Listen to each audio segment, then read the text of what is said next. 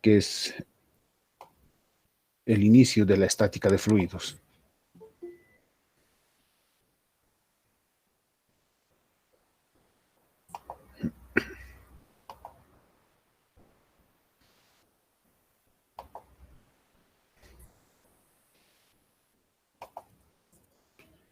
Bueno,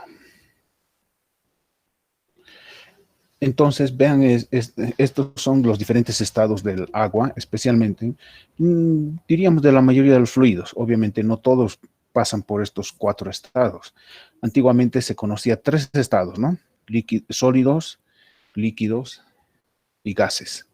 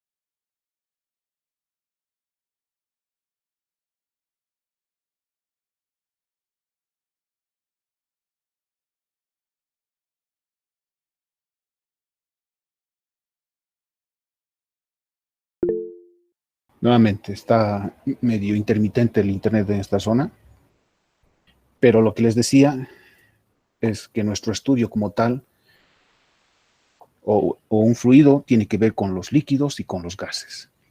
Nosotros más nos vamos a abocar al estudio de los líquidos, porque los gases tienen un poquito más de complejidad respecto a los líquidos.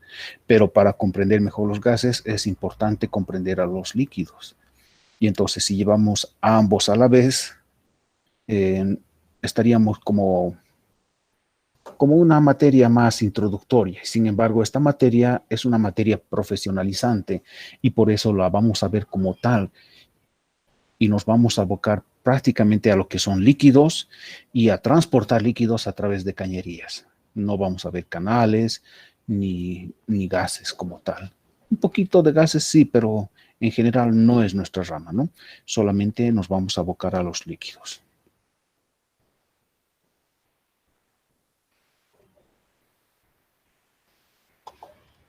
Entonces nosotros ya conocemos los estados de la materia, que actualmente se ha aparecido una nueva, que es el estado plasma, ¿no? Ya sabemos que es un sólido, también sabemos que es un líquido y efectivamente sabemos que son los gases, ¿no? Pero de entre estas tenemos uno nuevo que es plasma.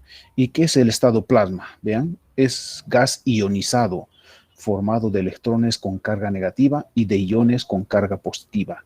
Solo existe a altas temperaturas, mayor que 2000 Kelvin. Es el estado predominante de la materia en el universo. El Sol, las estrellas o el gas de la luz en el tubo fluorescente están en estado de plasma. Entonces, si bien es un estado que no lo conocemos mucho, pero como pueden ver, es un estado muy abundante en el universo.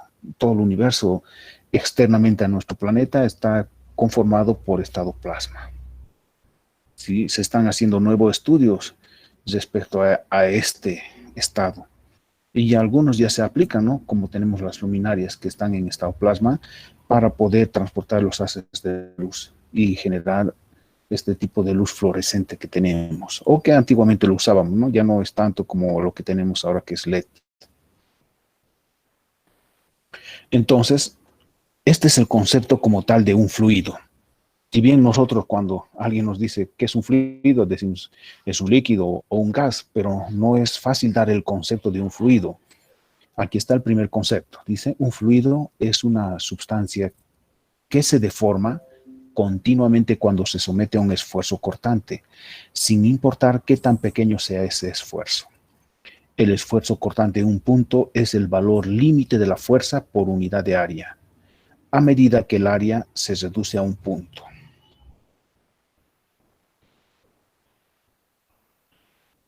Ahora, ¿a qué nos referimos esfuerzo cortante?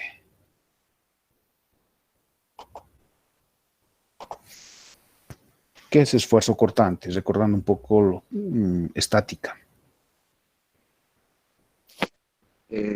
Fuerza paralela al área de sección transversal. Sí, entonces tiene que haber una tangencial. El esfuerzo cortante, entonces, es la fuerza por unidad de área superficial, ambas tangentes, ¿no? Ambas tangentes en Tesla. Miren, un fluido es un conjunto de moléculas distribuidas al azar que se mantienen unidas por fuerzas cohesivas débiles y por fuerzas ejercidas por las paredes de un envase. Los fluidos son sistemas que están en continuo movimiento.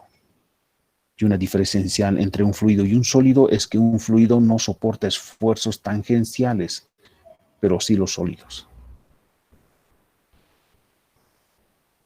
Entonces, hay que aprender a ver las diferencias entre los diferentes estados para poderlas utilizar como ingenieros.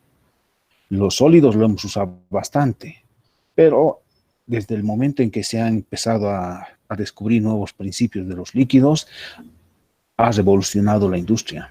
Pues gracias a estos descubrimientos tenemos maquinarias que generan gran fuerza, ¿no? Con una simple palanca podemos generar tanta fuerza para grúas, palas mecánicas.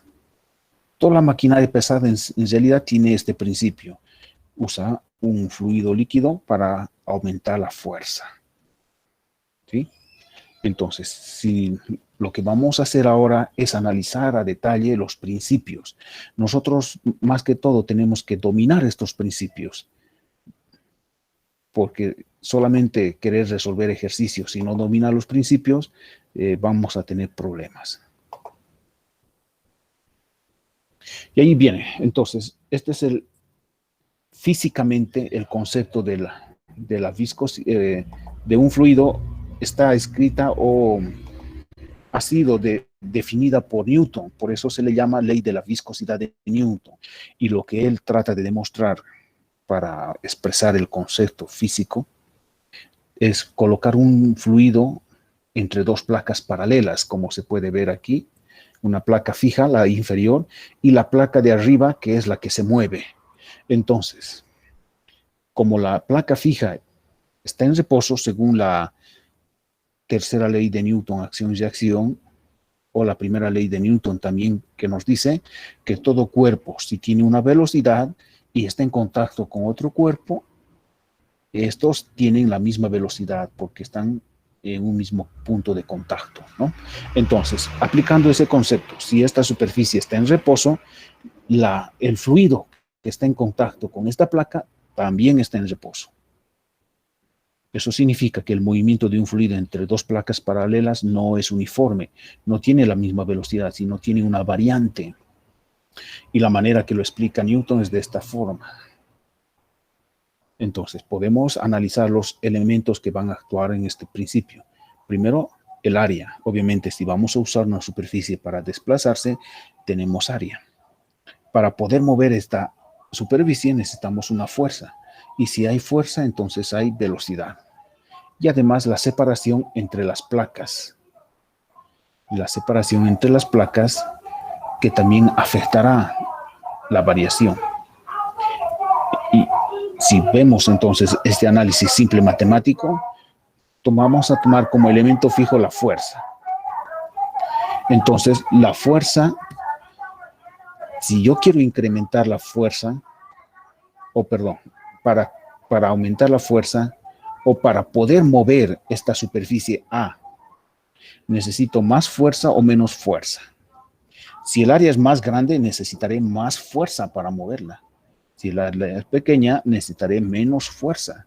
Por tanto, podemos decir que la fuerza respecto al área son proporcionales, son directamente proporcionales, porque si yo quiero mover una superficie grande, necesito una fuerza grande, pero si quiero mover una superficie pequeña, necesito una fuerza pequeña.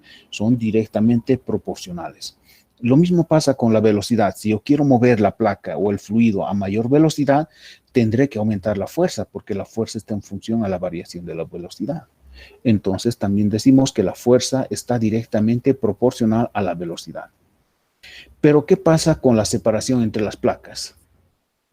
Como la placa inferior está en reposo y las superficies del fluido que hacen contacto con esta placa están en reposo, quiere decir que me costará más trabajo mover esa superficie. Hagan de cuenta que este fluido se va a mover como láminas, ¿no? Entonces, Newton había analizado el fluido como un flujo laminar. Eso significa que este fluido entre estas placas se mueven unas láminas sobre otras, deslizándose sobre sí. Eso significa que las láminas de abajo tienen menor velocidad que las láminas de arriba. Las de arriba se mueven con mayor facilidad porque ya están alejados de la placa en reposo. Eso da a entender que cuanto más me aleje de la placa en reposo, es decir, cuanto más altura tenga de fluido, significa que necesito menos fuerza para mover el fluido. Eso significa que la fuerza es inversamente proporcional a la separación entre las placas.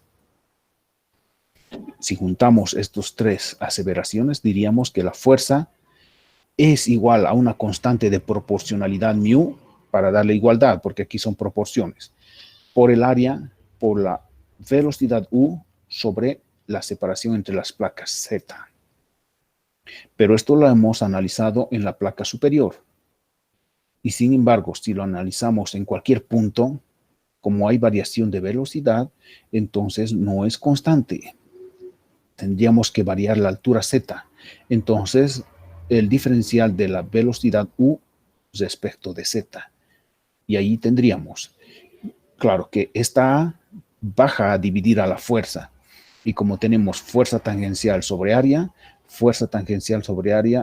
representa el esfuerzo cortante tau. Por eso tau es igual a mu por el diferencial de la velocidad u respecto de la separación entre las placas. Esta es la ecuación de Newton que muestra el concepto de un fluido, porque nos dice, para que sea considerado fluido, tiene que haber un movimiento constante cuando se le aplica un esfuerzo cortante, por más pequeño que sea. Vean, pongámosle un valor cualquiera a este esfuerzo cortante tau, 0.01. Mientras tau tenga un valor, va a existir una velocidad. Y si hay velocidad, significa que el fluido se va a mover de manera indefinida, ¿no? Es como cuando cae una hojita a un charco, a un río, se genera una onda. El fluido empieza a moverse radialmente hasta el infinito, ¿no? Teóricamente no encontraríamos el fin de esa onda, pero se va a ir apaciguando poco a poco. Ese es el concepto que Newton estableció y que hasta ahora se lo utiliza para definir a un fluido, ¿no? En otras palabras, nuevamente, si volvemos al concepto que escribió Newton, un fluido es una sustancia que se deforma continuamente cuando se somete a un esfuerzo cortante, sin importar qué tan pequeño sea este esfuerzo. Eso significa que no todos los fluidos cumplen esta. Veamos un ejemplo. La sangre. Cuando derramamos una gota de sangre a la mesa, ¿cómo está? ¿Qué sucede? ¿Qué fenómeno ocurre? Si vemos, va a empezar a escurrirse, pero una porción nada más, y después se queda quieto y empieza a coagularse rápidamente la sangre y se quedó.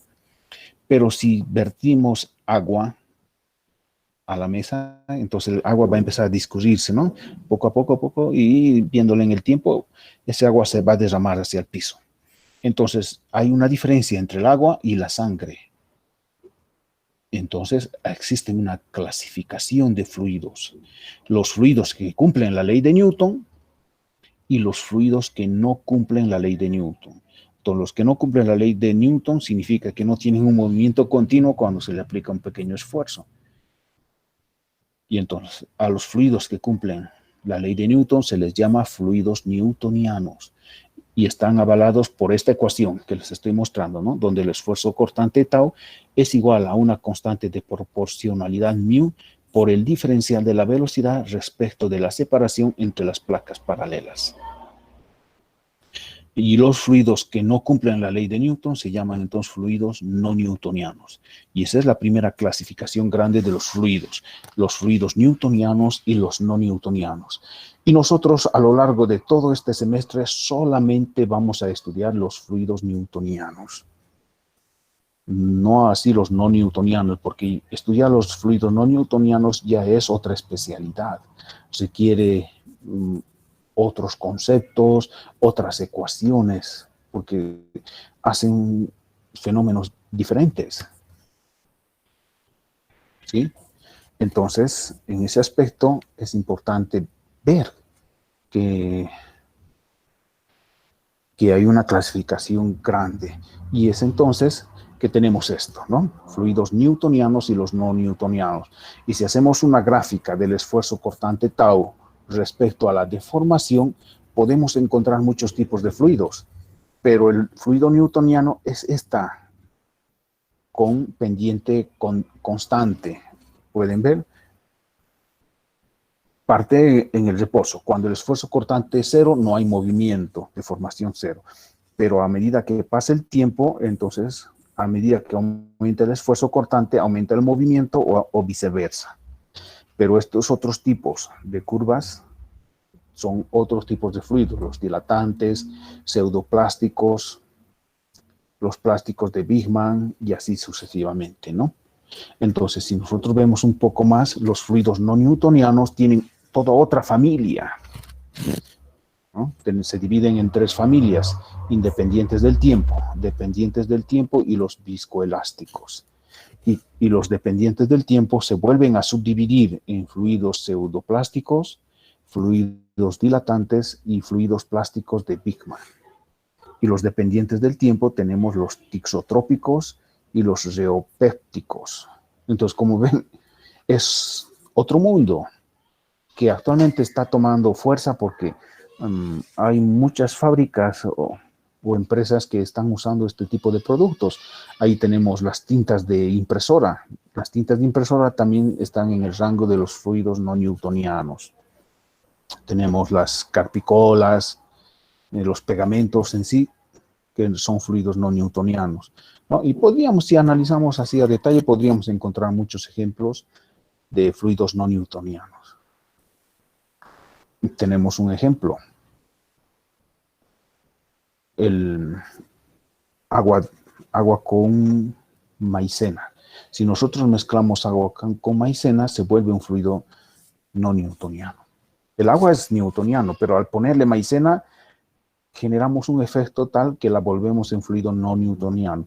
Y como comprobamos, hay algunos experimentos que muestran claramente que si tú agarras el vaso y agarras un elemento punzante y vas penetrando al fluido, si lo haces lentamente, va a entrar como si nada, como se comportaría como un fluido normal. Pero si lo haces con fuerza, entonces vas a encontrarte una oposición, no vas a poder. Y cuanto más fuerte lo hagas, más difícil será introducir ese elemento punzante al fluido. Y allí entonces vemos la propiedad del fluido no newtoniano, que no ocurriría con un líquido común que la conocemos. ¿Sí?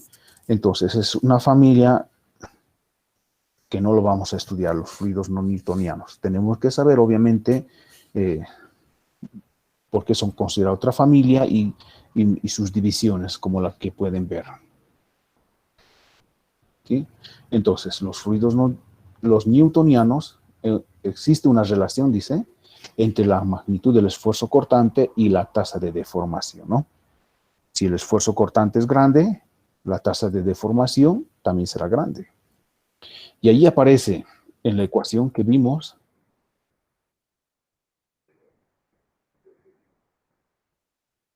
una constante de proporcionalidad que la estamos llamando mu. Entonces, esta constante de proporcionalidad mu es una propiedad física de los fluidos que se llama viscosidad dinámica. ¿Sí? Viscosidad, normalmente se los conoce como viscosidad, pero su nombre correcto es viscosidad dinámica y se abrevia con la letra griega mu. ¿Sí? Entonces, es una propiedad de los fluidos mediante la cual ofrece resistencia al esfuerzo cortante. Eso significa que cuando tenemos fluidos con mayor viscosidad, la oposición al esfuerzo cortante será mayor.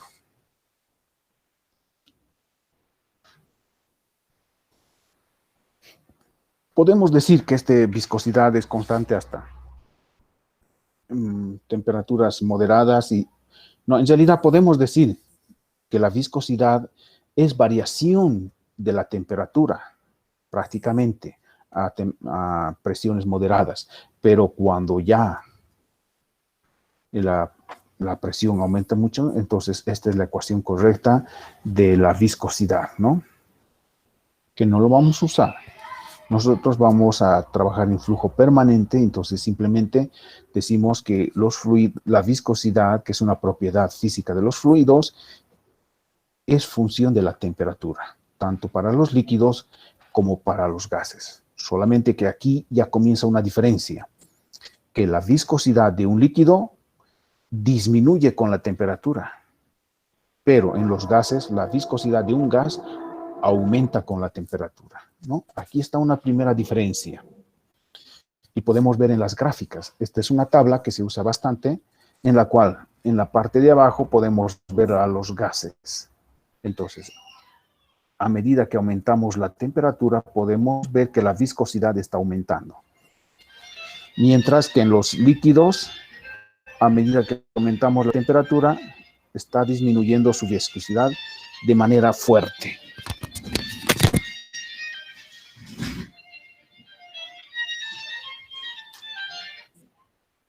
Vamos, Gladys. Hola. Dime. Oye, Carlitos, malas noticias te cuento. Dime. Ya no va a ser la máquina, no se ha programado para el 25, pero ahora me han cambiado para el primero, o sea que tengo que volver al laborario 9. Por eso no he venido. Ya. Sí, Oye, sí. hablaremos después, pero ahorita estamos en clase. Te llamo cuando termines. Ya. Ya, chao, Carlitos. Chao.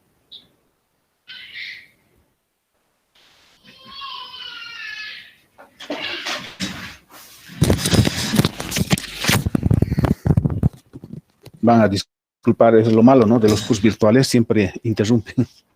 Entonces, ven, esta gráfica nos muestra diferencias entre la viscosidad de los gases y de los líquidos. Una propiedad muy importante que no se les tiene que olvidar nunca, porque nosotros cuando diseñamos una máquina y usamos fluidos, en este caso aceites, para evitar que haya fricción y desgaste en las piezas, tenemos que ver mucho con la viscosidad. Y entonces, vean que podríamos decir que desde el punto de vista mecánico, el hecho de que baje la viscosidad de un fluido ya es un perjuicio, pero no podemos hacer nada, puesto que esa es una propiedad de estos fluidos. Aumentamos la temperatura y baja la viscosidad en los líquidos. Y eso sucede cuando usamos aceites o grasas, ¿no? Y como está funcionando, ya sea el motor o cualquier máquina, en el funcionamiento, la temperatura sí o sí va a aumentar. Eso significa que nuestra viscosidad baja. Por tanto, cuando nosotros queremos escoger un fluido por su viscosidad, tenemos que hacerle a una temperatura a la que va a funcionar, a la crítica, ¿no?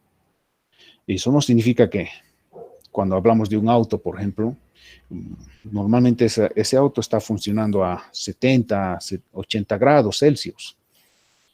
Cuando tocamos un motor y decimos pon agua de enfriamiento, no estamos pensando en un agua fría, ¿no? Si bien la colocamos, pero cuando ya está funcionando ese agua, está a 60, 70 grados, es muy difícil. Y en algunos casos está hirviendo y sin embargo decimos que es agua de enfriamiento. Entonces, ¿cómo estará el motor? Y peor aún, ¿cómo estará la viscosidad?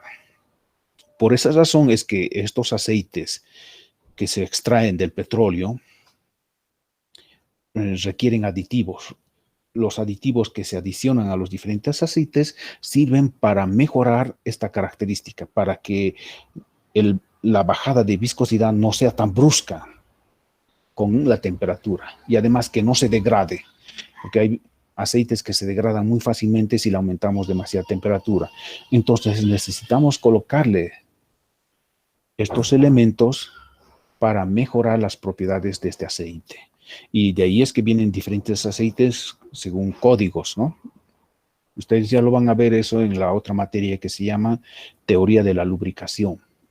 Pero lamentablemente solo lo ven los mecánicos. Los electromecánicos no llevan esa materia. Sin embargo, deberían hacerlo porque es una rama muy importante, siendo que la mayoría de los mecánicos u electromecánicos, cuando van a ir a buscar trabajo, van a aparecer o van a escoger el área de mantenimiento.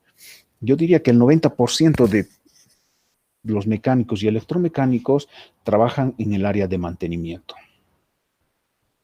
Y el área de mantenimiento significa justamente esto, aceites, ¿no? Ver la viscosidad, escoger la buena viscosidad, la durabilidad del aceite para tener un buen funcionamiento y no falle en lo antes previsto.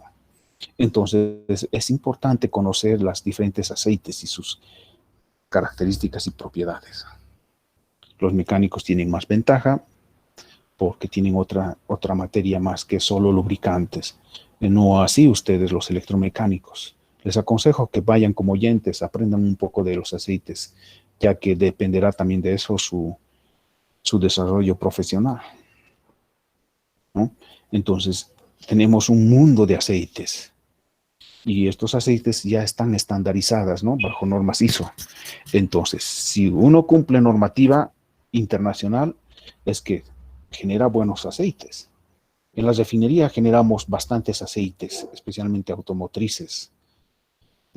Solamente que muchas veces nos hacen mala propaganda, ¿no? Sin embargo, hay diferencias con otros aceites internacionales, porque hay que entender que hay aceites que son naturales o minerales y hay otros que son aceites sintéticos. Cuando tomamos como base el petróleo, diríamos que son aceites minerales, ¿no? Pero cuando ya se hacen de manera artificial, mediante químicos, estamos trabajando con aceites sintéticos. Obviamente los aceites sintéticos son mucho mejores, tienen mejores especificaciones, pero también cuestan más caros. Eso es lo que tenemos que ver. Para nosotros la materia prima es el petróleo y de ahí extraemos o generamos diferentes materiales según los aditivos que vayamos colocando y su viscosidad como tal. ¿Sí? Entonces, las unidades de la viscosidad dinámica sería el Newton por segundo sobre metro cuadrado, que eso fusionado se llama Pascal. Entonces, en el sistema internacional, la unidad de la viscosidad dinámica es el Pascal, que es Newton por segundo sobre metro cuadrado o kilogramo por metro sobre segundo. En el sistema centímetro gramo segundo, la unidad de la viscosidad es el Poise, que representa una dina por segundo sobre centímetro cuadrado. Luego tenemos otro concepto que se usa bastante, que es la viscosidad cinemática.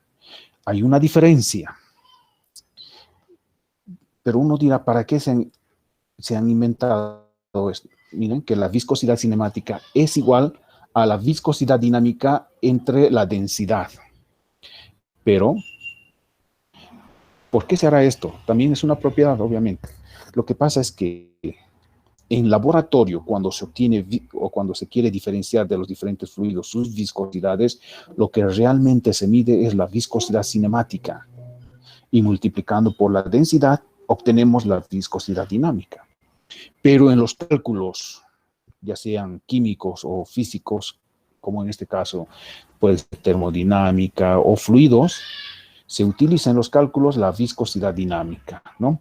Entonces hay que hacer esos cambios. Claro que actualmente tenemos ya maquinarias de laboratorio que te pueden medir directamente la viscosidad dinámica, pero son máquinas muy caras que la universidad todavía no la tiene.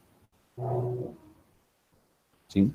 Y la unidad de la viscosidad cinemática en el sistema internacional es metro cuadrado por segundo. Pero en el sistema CGS es stock. Son unidades bastante usadas, el Poise y el stock. Poise.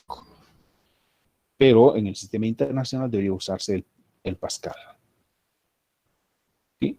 Y ahí estamos hablando entonces de viscosidad dinámica y viscosidad cinemática. Y aparece otro concepto que es viscosidad absoluta. Pero en realidad la viscosidad absoluta es igual a la viscosidad dinámica. Entonces diríamos que es viscosidad absoluta o viscosidad dinámica. Y luego viscosidad cinemática. Su abreviación es la letra griega VU. Es como una V roscada. VU. Después tenemos otro concepto, otra propiedad de los fluidos, la densidad. Este es un concepto muy interesante, ¿no? Si bien la conocemos, la hemos manejado tanto y matemáticamente sabemos que la densidad es masa sobre volumen, pero la matemática es una ciencia muerta, es fría. La física es muy diferente. Muchos tienen este concepto. Dicen que la física es una ciencia exacta, pero no es cierto. No es una ciencia exacta, porque con todos los descubrimientos que ahora tenemos, ecuaciones y todo, aún no podemos describir exactamente lo que pasa en la naturaleza. Nos acercamos, sí, pero no tenemos precisión. Entonces, no es exacta. Y vean que la física utiliza como herramienta fundamental a la matemática. Por eso es erróneo. En colegio piensa que un matemático puede enseñar física, pero no es así. Un físico sí puede enseñar matemática, pero un matemático no necesariamente va a enseñar física. Tiene que aprenderla. Y ese es el problema y una deficiencia que hay en los colegios, ¿no? Muchos matemáticos están enseñando física, matemática, química y hacen lo que pueden. Y los estudiantes después sufren las consecuencias. Cuando entran a la universidad realmente no aprendieron nada, porque les enseñaron simplemente a que la física es reemplazar ecuaciones. Y no es así. Entonces, la física es el estudio de la naturaleza expresada en ecuaciones para poder interpretar ese fenómeno o acercarnos a la explicación de ese fenómeno. ¿Sí? Y aquí esta propiedad que habla de la densidad es la medida de compactibilidad del material. Se define como la cantidad de masa contenida en una unidad de volumen V, ¿no? Pero no es solamente, como les digo, no es una ciencia muerta, porque hasta ahora sabemos que la densidad del agua, ¿cuánto vale? Si me dan un valor, dirían, la mayoría va a decir 1000 kilogramos por metro cúbico, ¿verdad? Pero no es así. La densidad es variable y varía en función a la temperatura también. ¿Sí? La densidad cambia con la presión y con la temperatura, ya que el volumen depende de la temperatura, por lo que se dan valores bajos bajo condiciones de presión y temperatura dadas. Entonces, cuando nosotros definimos un valor de densidad, tenemos que saber bajo qué parámetros. Cuando la densidad del agua vale 1000 kilogramos por metro cúbico, cuando está a una atmósfera de presión y a cuántos grados Celsius de temperatura. 4. A 4 grados Celsius, ¿sí? Por eso en la anterior clase les dije que 4 grados Celsius era un valor muy importante. Pero en colegio nos han enseñado que la densidad es constante a 20 grados Celsius, y no es cierto. La densidad varía en función a la temperatura. Si yo aumento la temperatura, ¿la densidad aumenta o disminuye?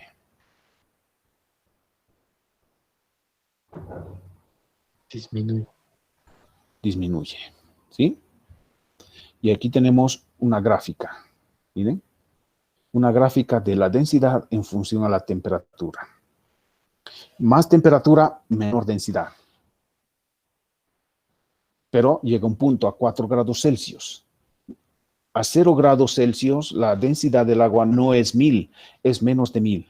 Porque después de 4 grados Celsius, si vamos bajando la temperatura, va a volver a bajar la densidad. Entonces, el valor máximo de la densidad del agua se da a 4 grados Celsius. Y ese valor es 1000 kilogramos por metro cúbico.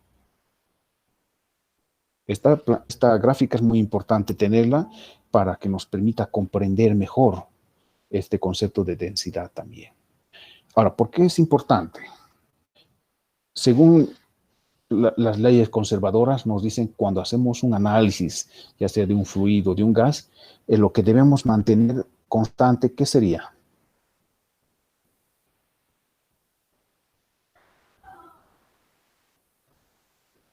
La masa. La presión. Exacto, la masa. Prácticamente en todos nuestros problemas mantenemos la masa constante.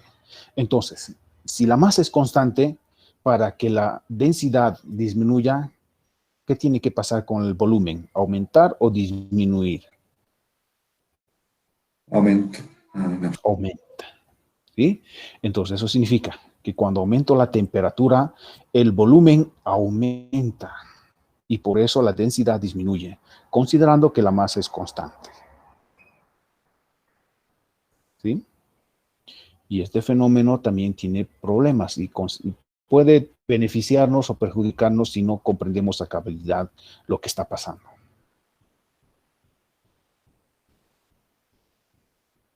Hagamos un ejemplo. Si tenemos, en realidad dice que los líquidos, si tienen diferentes densidades, no se pueden mezclar.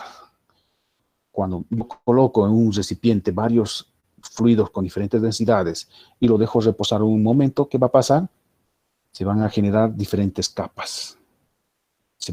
Los fluidos más pesados, o los que tienen mayor densidad, se van a ir abajo, y los que tienen menor densidad se irán arriba. ¿Sí? Y eso significa que si conocemos las diferentes densidades, sabremos cómo funcionan esto. Ahí tenemos el agua. El agua se considera como el fluido base, digamos, y tendremos líquidos menor densidad que el agua y líquidos con mayor densidad que el agua. No necesariamente líquidos. También, por ejemplo, el mercurio es un metal, pero su estado natural del mercurio es en estado líquido, no es sólido. Y la densidad del mercurio es 14,6 veces más que la densidad del agua. Por ejemplo. Ahí tenemos otro. El petróleo tiene mayor o menor densidad que el agua.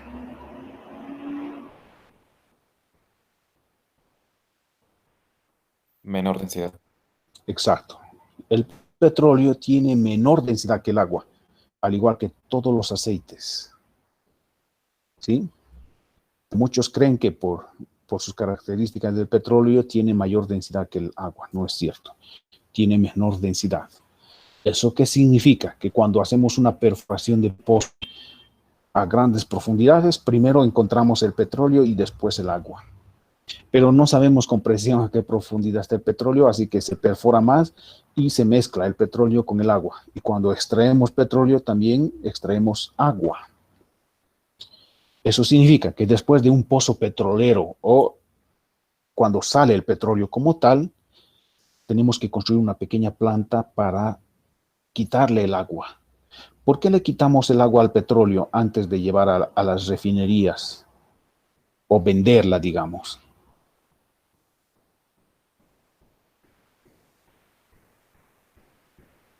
¿En qué le podría afectar el agua al petróleo? ¿Le quitará sus propiedades?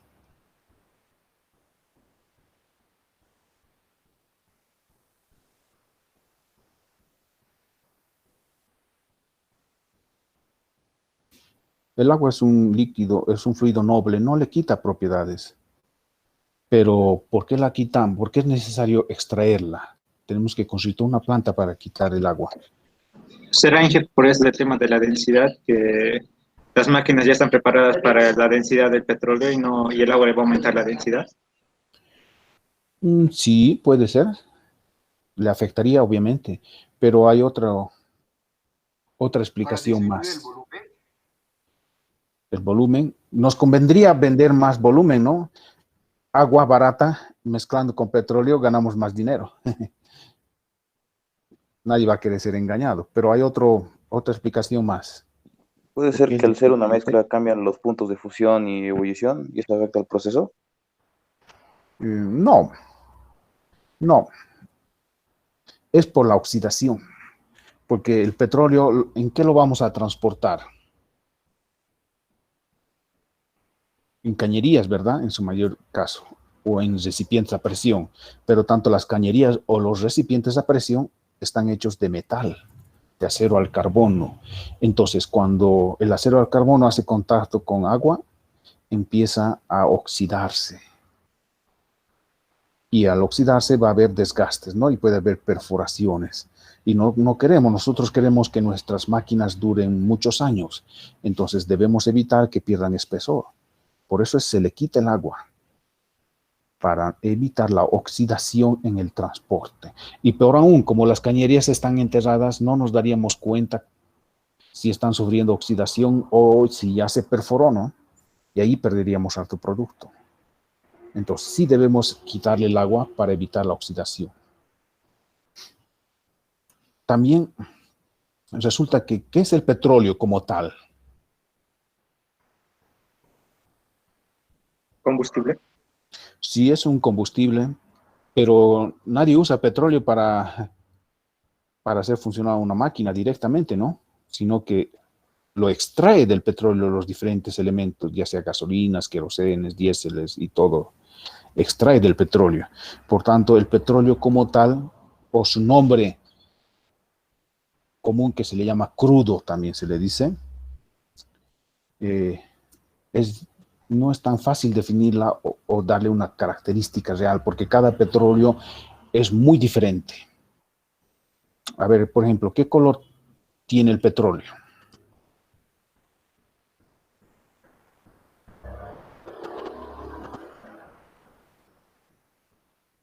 Negro. Negro, exacto. En la mayoría de los casos nos dicen negro, o en nuestra mente está, porque así nos mostraron, así nos enseñaron que el petróleo es negro. Pero no es tan cierto. A ver, ustedes las chicas, cuando usan un color verde medio azulado, le llaman verde petróleo, ¿verdad? ¿Por qué razón toma ese nombre, ese color verde, verde petróleo?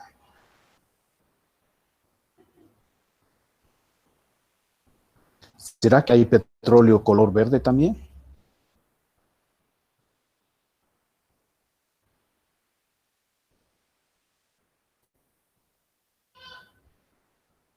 Y sí, la hay. Hay color verde. También hay color amarillo.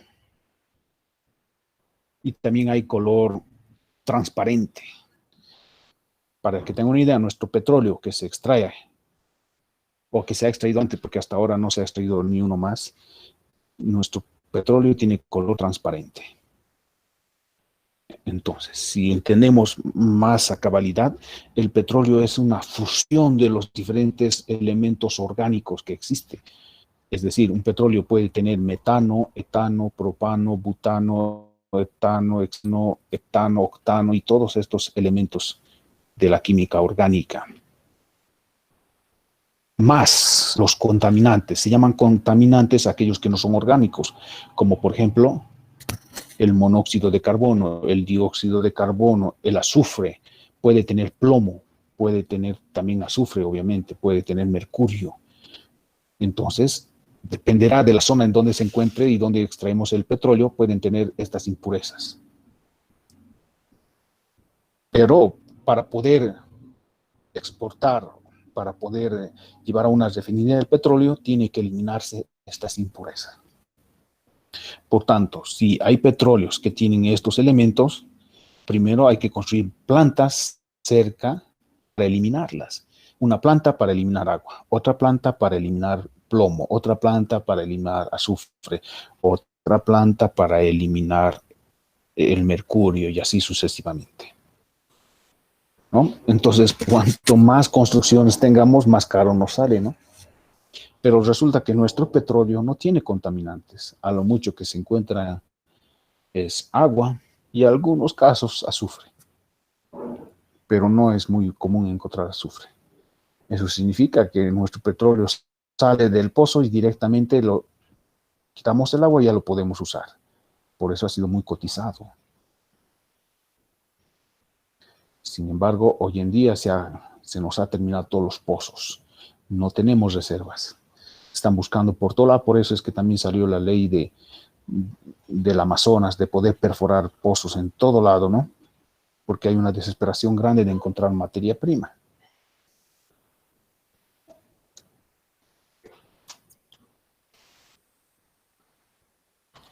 Así que eso es el petróleo. Ahora, se llama liviano, petróleo o crudo liviano, cuando tiene generalmente los primeros elementos, C1, C2, C3, C4, C5, ¿no? C6, C7. Y cuando se llama petróleo pesado, cuando tiene C18, C19, todos esos. Entonces, las gasolinas están por el C4, C5. Pero para obtener lubricantes tenemos que tener los más pesados, C9, C10, C12, para allá abajo. Entonces, un petróleo será más rico cuanto más pesado sea. Caso como el de Venezuela. El de Venezuela es muy pesado, entonces por eso pueden generar muchos aceites.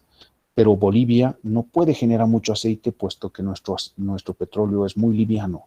Prácticamente podemos decir que nuestro petróleo es casi gasolina pura. Y entonces extraer de ahí aceite cuesta mucho.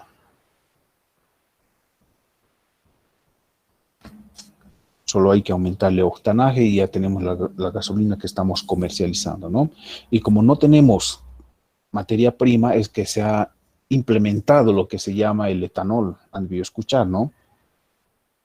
Entonces, el etanol obviamente es más barato. Tenemos bastante productores de caña de azúcar, entonces podemos generar etanol y podemos hacer combinaciones. Los autos actuales creo que pueden recibir hasta un 12% de etanol. Los autos antiguos no sé. Pero como ya está en el mercado gasolina con etanol, tanto los autos antiguos como los nuevos lo están recibiendo, no les queda otra. Eso es con la idea de un poco de abaratar el costo, puesto que hasta ahora no ha subido el precio de la gasolina, ¿no? Ni del diésel. Pero como nosotros nos cuesta ahora más traer ese producto porque hay que importarla y se vende a mitad de precio, entonces Bolivia siempre anda perdiendo en estos hidrocarburos. Lo único que trae dinero a Bolivia diríamos que son los aceites. ¿Sí? Ahora veamos otro ejemplo que siempre les hago porque vale la pena, puesto que somos jóvenes y lo tenemos a diario, ¿no? Cuando tenemos una reunión social, siempre mezclamos alcohol con algún refresco para tener una bebida alcohólica, ¿no? Pero lo correcto, una buena mezcla debería ser primero colocar el hielo, después la bebida alcohólica y finalmente el refresco y mezclarla un poquito. Pero si sabemos el concepto de que los fluidos con diferentes densidades no se mezclan, ¿qué va a pasar en mi vaso que yo tengo? Mi vaso de alguna bebida alcohólica que lo dejo en reposo. ¿Qué va a pasar en el tiempo? Se van a separar. Exacto, se van a separar. ¿Y quién va arriba y quién va abajo?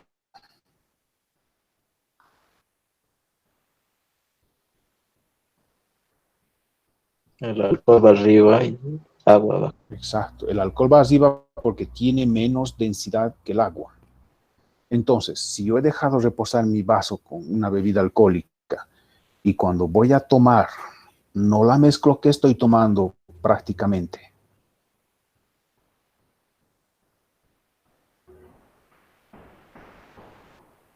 Solo alcohol. Exacto, estaría tomando prácticamente alcohol puro.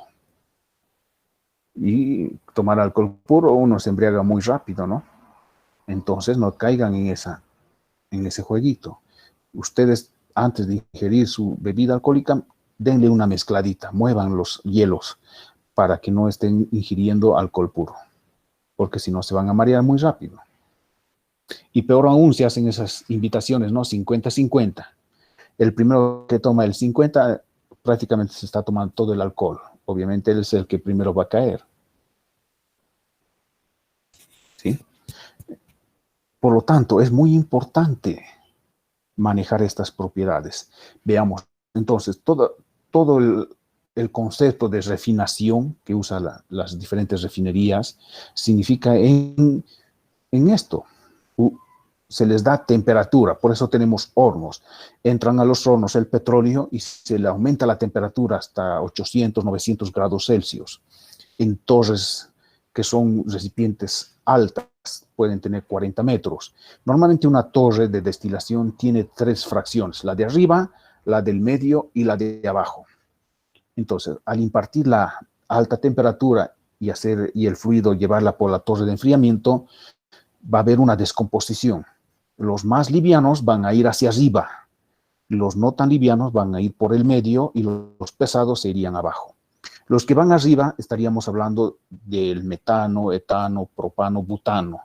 Los que van al medio será un poco de butano, etano y así. Y los que van abajo serán para los aceites. Y entonces tenemos esas 3 particiones. Si yo quiero seguir descomponiendo esa partición de arriba, lo llevaré a otra torre de destilación y le doy temperatura. Y nuevamente particionaré. El más liviano será metano, que va por arriba. El segundo, etano. Y el tercero, propano, butano. Y así vamos descomponiendo los diferentes elementos para utilizarlas.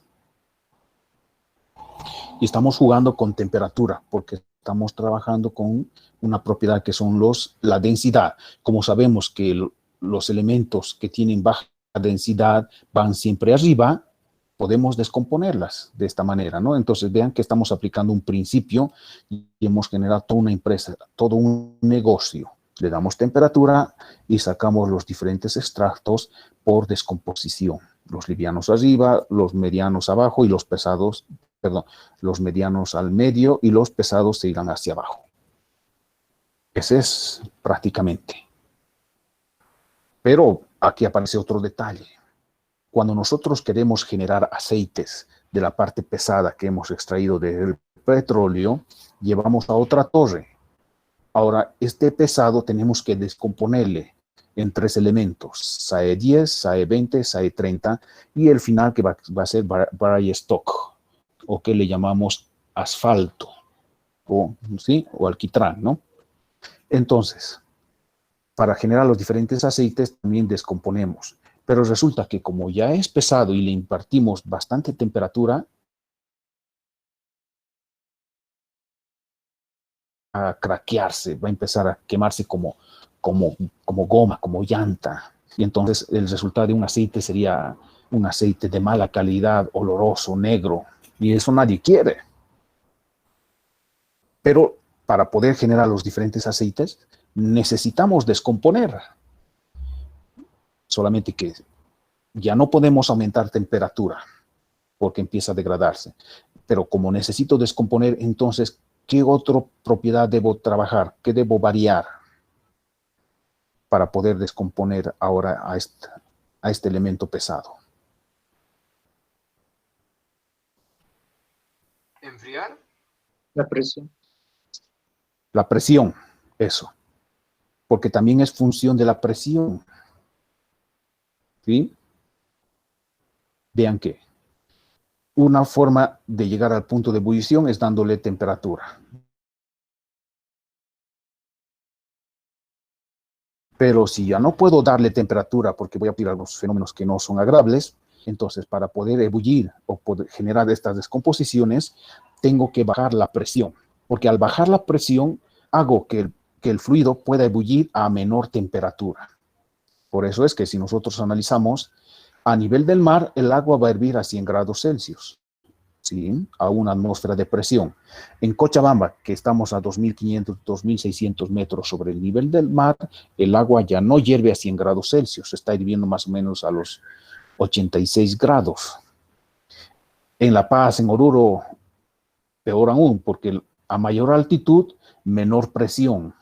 El agua va a empezar a hervir a 76, 73 grados Celsius. Entonces, a medida que yo bajo la presión, puedo hacer ebullir el fluido a menor temperatura.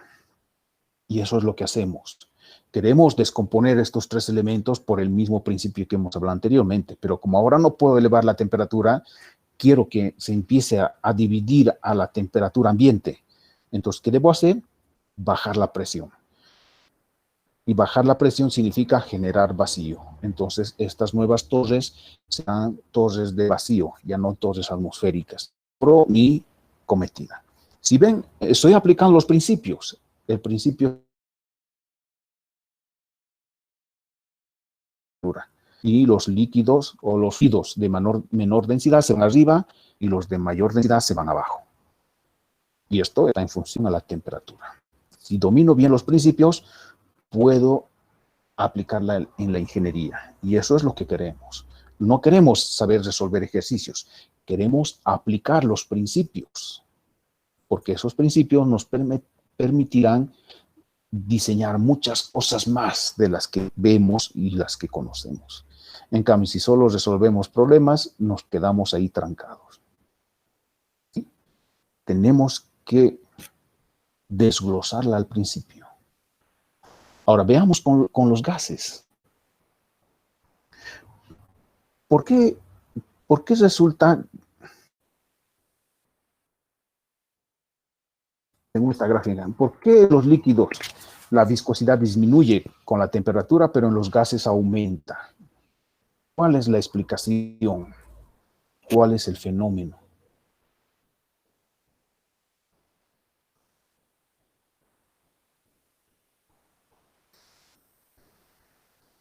Allí entonces entramos un poco más a lo que es la ciencia, la física, los licenciados en física hacen esta exploración, los fenómenos micro. Nosotros como ingenieros aplicamos nada más, ¿no? Pero es importante también tener idea de qué está pasando. Cuando es un sólido, bueno, la materia en general genera, en su interior, genera enlaces. Cuando es un sólido quiere decir que su enlace es muy fuerte. Pero a medida que se le va impartiendo temperatura, estos enlaces debilitan a la materia.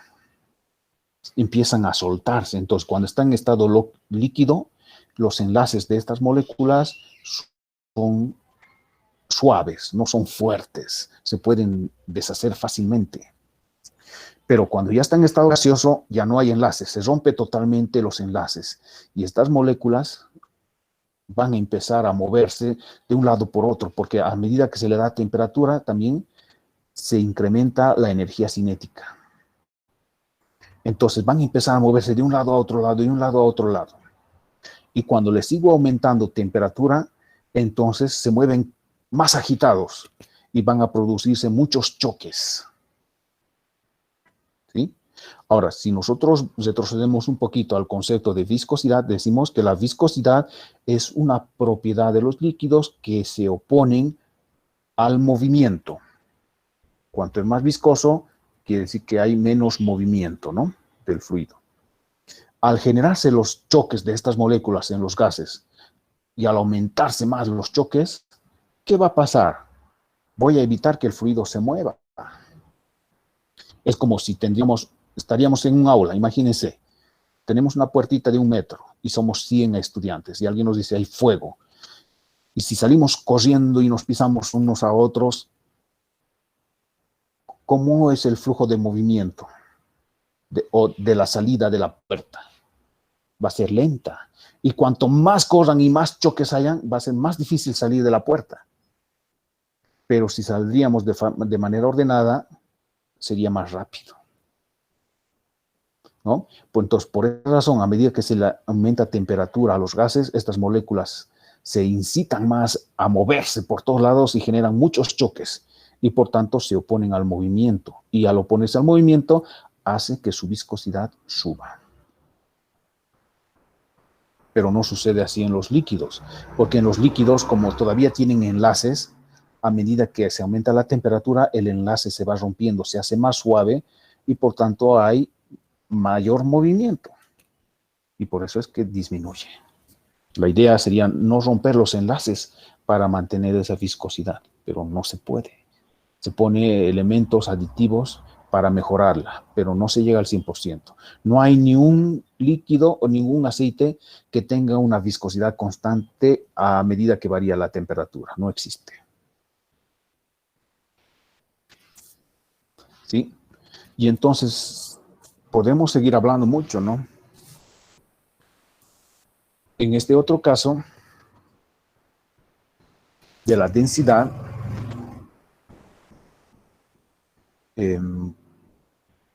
¿qué pasa en los... Hoy en día se está vendiendo tanto gas natural vehicular, ¿no? GNV. Pero ¿qué pasa con la temperatura?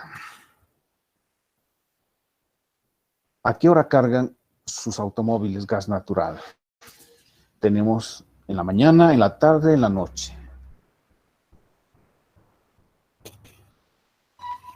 Vean que la temperatura es variable en el día, ¿no? Hay menos temperatura en la mañana y menos temperatura en la noche, pero más temperatura en la tarde. Y esta temperatura afecta también al gas natural. Y afecta a su densidad o a su volumen, en otras palabras. ¿No? Para que tengan un poco idea, es mejor.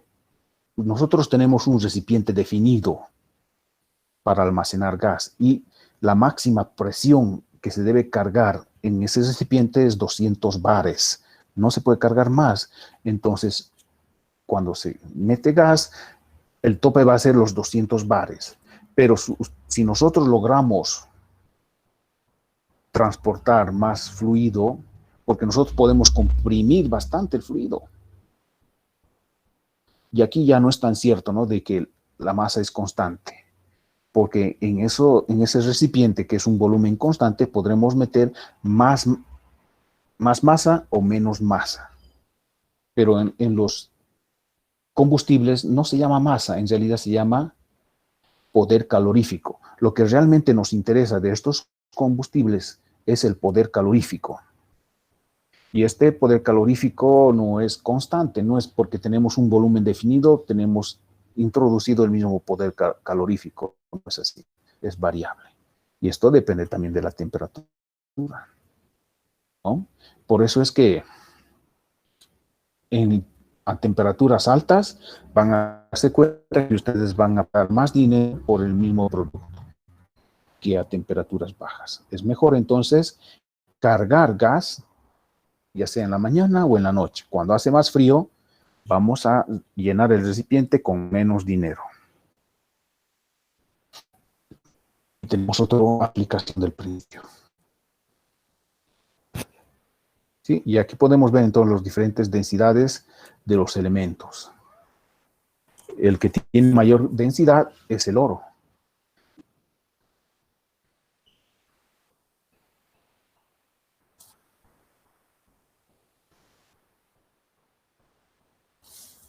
Luego tenemos otro concepto que es volumen específico. Matemáticamente es el inverso de la densidad, pero es una propiedad física del fluido. Bueno, el volumen específico es el inverso de la densidad. Esto es un artificio matemático para evitar que la densidad quede abajo en un cálculo. Pero no es una propiedad, es un artificio matemático. Pero el peso específico sí es una propiedad del fluido. Es el peso por unidad de volumen. Verán, entonces, peso específico se abrevia con la letra griega gamma y el peso sobre es masa por gravedad. Como la gravedad puede ser variable, el peso específico también es variable.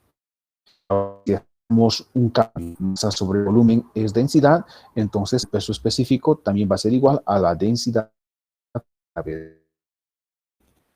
¿Sí? Entonces, en el peso específico ya hay dos variables, la densidad como variable y la gravedad como variable de altitud. La densidad varía en función a la temperatura, pero la temperatura varía en función a la altitud y la gravedad también varía en función a la altitud. Entonces va cambiando. Por tanto, el peso específico es una propiedad de los fluidos que puede cambiar según se cambien las otras propiedades de temperatura y presión. Tenemos este otro, densidad relativa, S, que se usa bastante. En realidad, en los laboratorios, cuando se miden las diferentes densidades de los fluidos, lo que se obtiene es este valor, la densidad relativa. ¿Qué es la densidad relativa? Es la relación que existe entre el peso de una sustancia y el peso de otra sustancia, pero medidos a volumen iguales y a la misma presión y temperatura. Lo que hace comparación de un fluido X con el fluido agua. Comparamos y si esta densidad relativa sale mayor que 1, tiene mayor densidad que el agua, pero si sale menor que 1, tendrá menor densidad que el agua. Entonces, el estándar, el punto de medición, es realmente lo único que es medido es el agua. Y los demás se han hecho relaciones de este fluido en comparación al agua. Y se usa este elemento que se llama densidad relativa. La comparación de los pesos usando como medida constante el volumen, la presión y la temperatura, que es muy importante. Porque si variamos uno de estos elementos, cambia todo.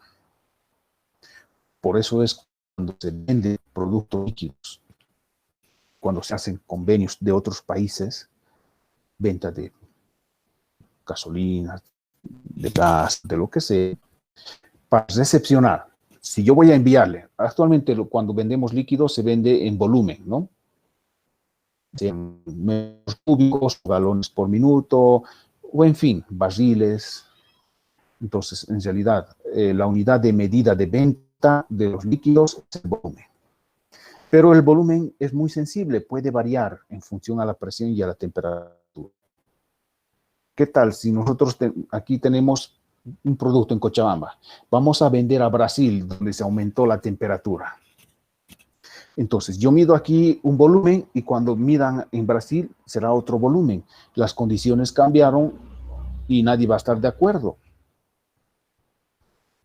Nadie va a querer pagar menos, ¿verdad? Ellos no van a querer pagar más y nosotros no vamos a querer que nos paguen menos por nuestro producto. Por eso es que se establece cuando se va a vender que se debe medir bajo las mismas condiciones de presión y temperatura y con el mismo instrumento de precisión. Porque también cada instrumento de medir caudal tiene una precisión diferente. Entonces tenemos que establecer en el contrato, en las firmas, la temperatura y la presión a la cual se van a medir, tanto para vender como para recepcionar, y también el mismo instrumento. Será una placa de orificio, será un medidor por ultrasonido, uno de Coriolis, qué sé yo, siempre y cuando esté escrito, tiene validez. Y de esa manera se logra vender el producto en volumen donde ambos estén de acuerdo. Si hacemos variedad, cambian las circunstancias, ¿no? Entonces, este es un poco de repaso de los conceptos que ustedes ya lo han visto en termodinámica, pero la tenemos que profundizar porque nosotros vamos a empezar a analizar sus principios, cómo podemos beneficiarnos o cómo nos puede perjudicar. ¿Preguntas? ¿Curiosidades? Pueden hablar ahora.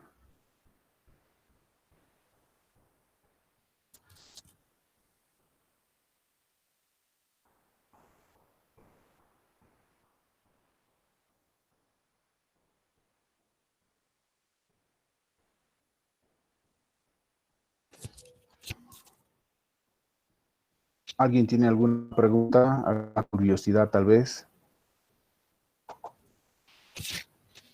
¿Alguna inquietud? Fluidos como gases. Y se dividen en dos grandes familias, los fluidos newtonianos y los no newtonianos. Nuestro estudio, desde hoy para adelante hasta terminar, solamente aboca a fluidos newtonianos y específicamente a líquidos. No vamos a ver muchos gases.